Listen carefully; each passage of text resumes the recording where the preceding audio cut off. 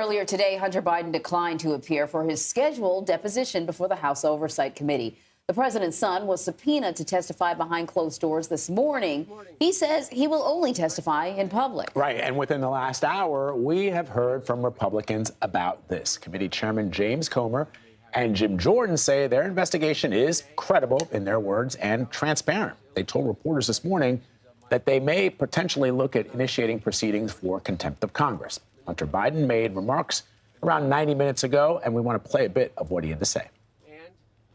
They have lied over and over about every aspect of my personal and professional life. So much so that their lies have become the false facts believed by too many people. So our Catherine Herridge was there when Hunter Biden made his remarks, and she's joining us now. I don't think this is a tremendous surprise that he's not going to be testifying today. Catherine, what did Hunter Biden say this morning? Well, good to be with both of you. I was just over at what's called the Senate Swamp. This is where they have these press statements on the Capitol Hill grounds. It's about a couple hundred yards from where I'm standing right now. And it was a short statement. He read from prepared remarks that lasted about 3 or 4 minutes. In that statement, he acknowledged that he has made mistakes. He has squandered opportunities in his life, and he takes responsibility for that. He insisted emphatically that his father, President Biden, had no involvement in his foreign business deals.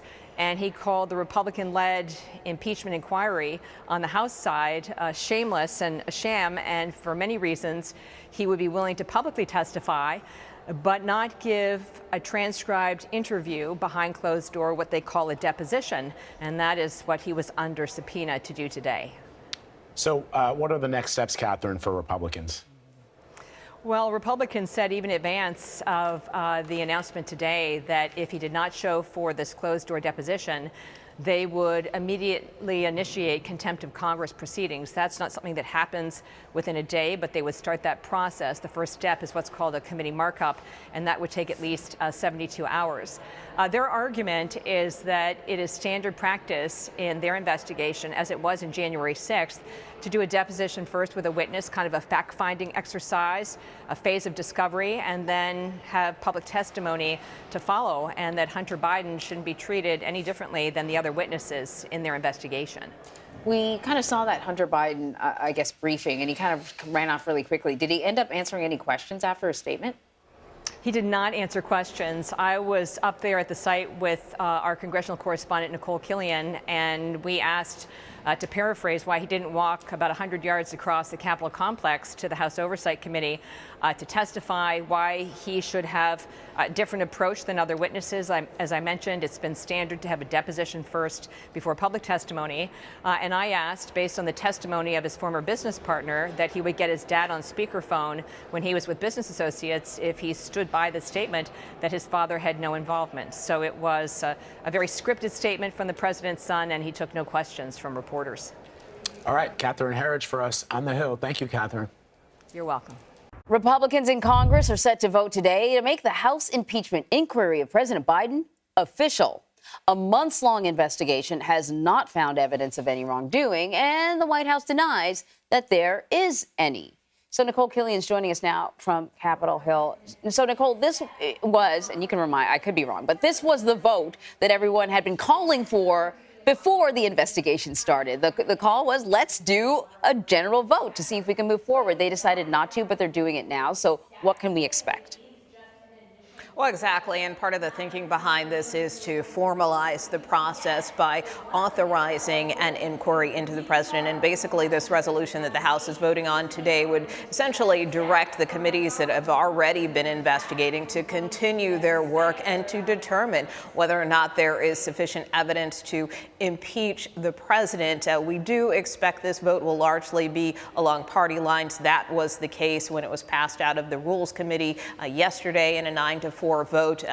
For the most part, Republicans are expected to back this resolution, although there are some on the fence, like Colorado's Ken Buck, who has suggested that he's leaning no. Have Republicans uncovered any evidence at this point against the president in the course of their current investigation? Well, that's really the big question here. You know, we do know that these three committees that have been investigating the president, which includes the House Oversight, House Ways and Means Committee, House Judiciary Committee, I mean, they have uncovered a number of documents. They've poured through thousands of documents. They've subpoenaed bank records.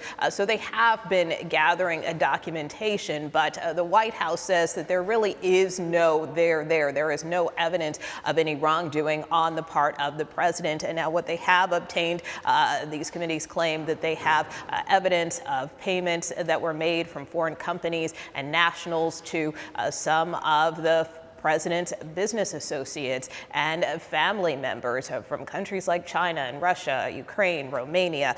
They also claim that, they believe that the president hasn't necessarily been truthful about his interactions with Hunter Biden and some of his business ventures. And so really this inquiry is to get at whether the president in any way may have improperly benefited from some of these business dealings on the part of his son, other family members or associates, and so that's what they're trying to get at. Oh, wow. Okay, Nicole, thank you very much.